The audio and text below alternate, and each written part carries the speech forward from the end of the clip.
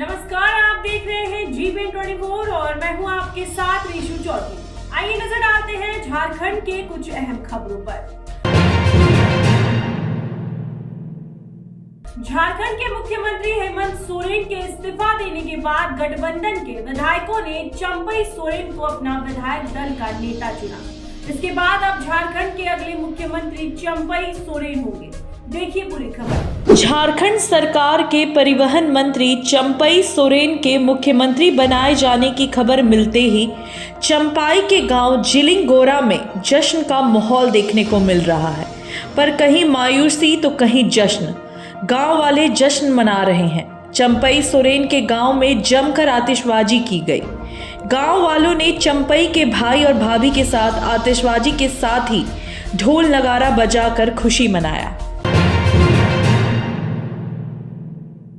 बोकारो जिले के पेटरवार प्रखंड के सुदूरवर्ती इलाके में बसे लीला जानकी पब्लिक स्कूल में 10th क्लास के छात्र छात्राओं का आशीर्वाद समारोह मनाया गया, जिसमें मुख्य अतिथि पूर्व प्रखंड शिक्षा प्रसार पदाधिकारी घनश्याम राव थे। वहीं कार्यक्रम के शुभारंभ से पहले स्कूल के छात्राओं के द्वारा स्कूल के मुख्य द्वार पर तिलक लगाकर व फूलों से अभिवादन करते हुए स्कूल प्रांगण में लाया गया।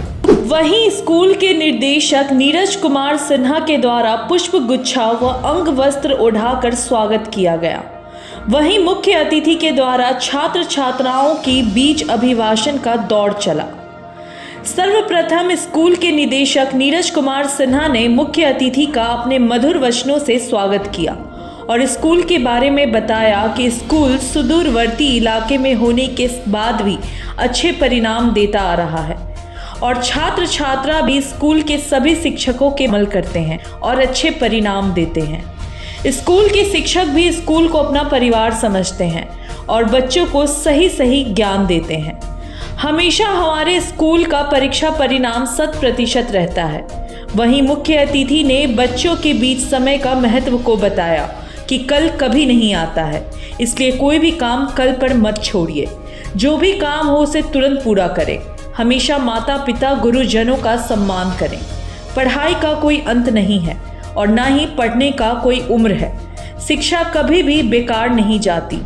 शिक्षा ही हम लोगों को सिखाती है समाज में रहने का तरीका, इसलिए पढ़ाई पर ध्यान दें।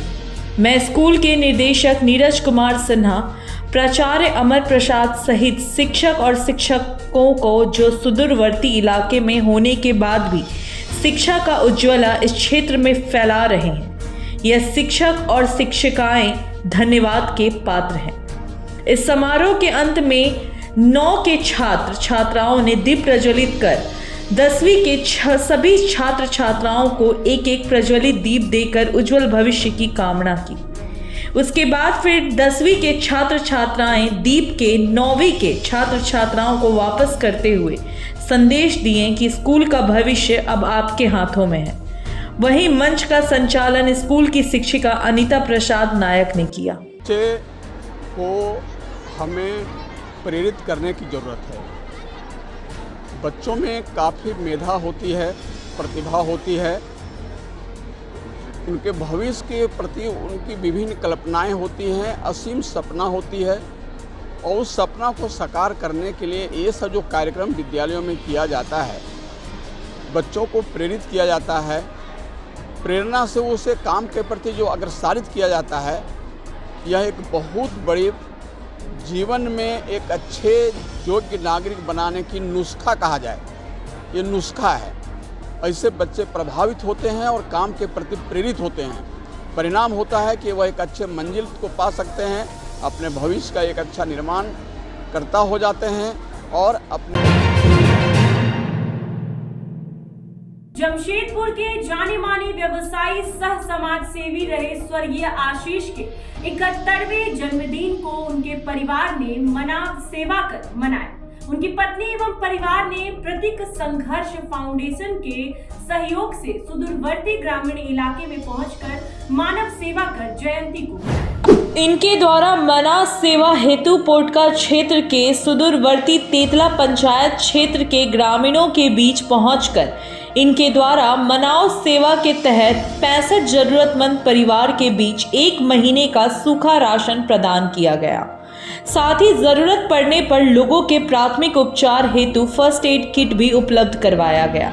इन्होंने बताया कि आज के इस खास दिन को हर वर्ष मानव सेवा कर मनाया जाता है, जिससे कि स्वर्गीय आशीष डे को सच्ची श्रद्धांजलि अर्पित की जा सके। आज के लिए बहुत ही गर्व का दिन हम सभी के लिए, क्योंकि आज हम लोग पहुंचे हैं साक्षी श्रीलेदर्स के जाने माने व्यवसायी सह समाज सेवी रहे स्वर्गीय आशीष डे जी के जन्मदिन के 71वें जन्मदिन आज पूरा शहर मना रहा है।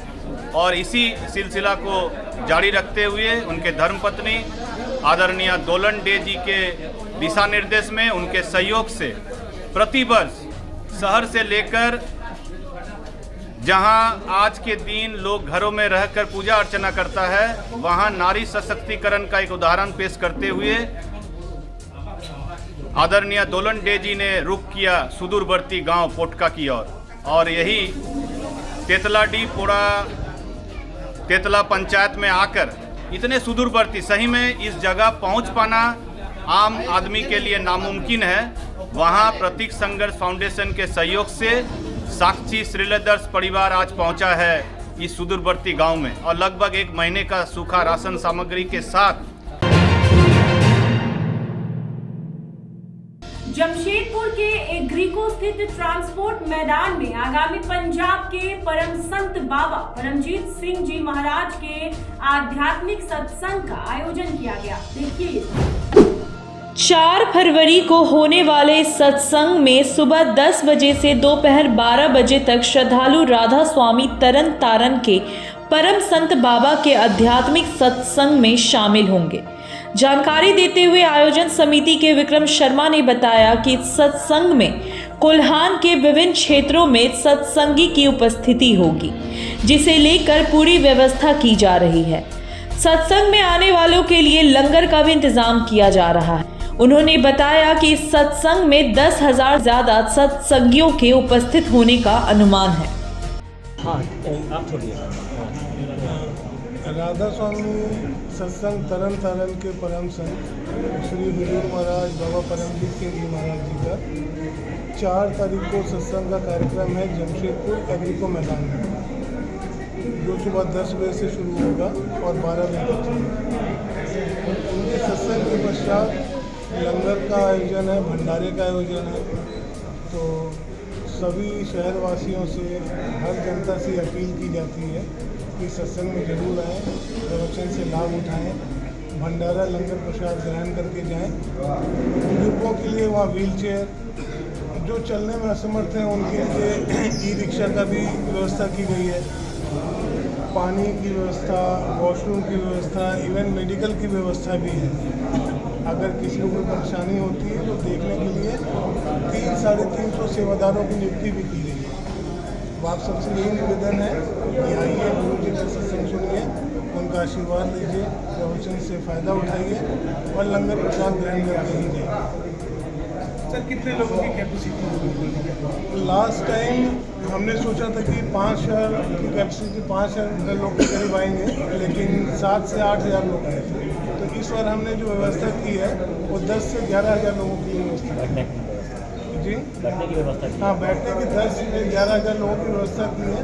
बैठने की व्यवस्था इस हिसाब से है कि लंगर की जो व्यवस्था, जो लंगर बनता है वो कम ना हो जाए, इस कारण से हमने 10 से 11,000 लोगों का लंगर बनाने की व्यवस्था की है। तो लंगर प्रसाद नहीं बनेगा, सत्संग के बाद इसका कहाँ से आने प्रवचन? ये राधा स्वामी।